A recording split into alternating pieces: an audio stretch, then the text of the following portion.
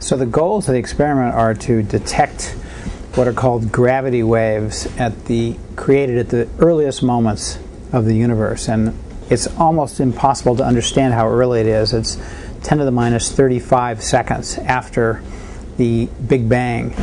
And the universe is hypothesized to have undergone what's called an inflationary era there, where space moved away from each other, expanded at faster than the speed of light.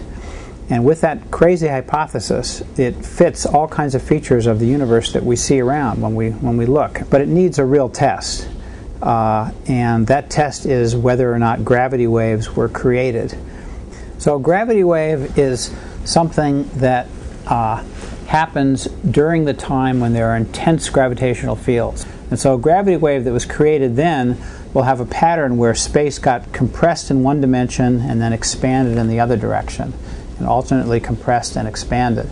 And that gravity wave leaves a signature on the microwave background radiation that is still present today, and that's the kind of thing we're trying to detect. And it would be a window at physics at very, very high energies, very, very early times. And it's quite unique in that respect. So there are a total of 13 institutions in Quiet, including the Jet Propulsion Laboratory, which is associated with Caltech, and they have made these very, very sensitive modules that directly detect the polarization, the direction that the electric field in the light tends to line up in. And it's from measuring the polarization that we get a handle on these gravity waves. So we have had to take these modules and put them all together and optimize them and calibrate them, choosing 10 different voltages that go on these modules which give the best performance.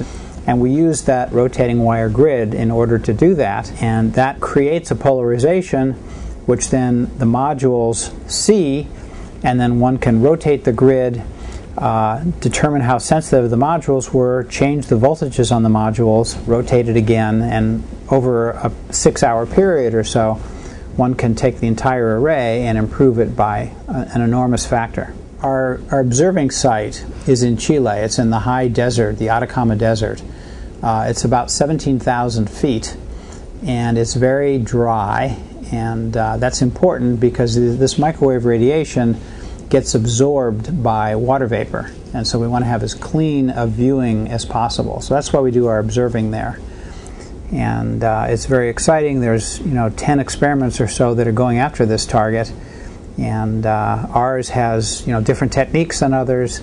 I can't say whether ours is the best or not, but it's very exciting to be in this game.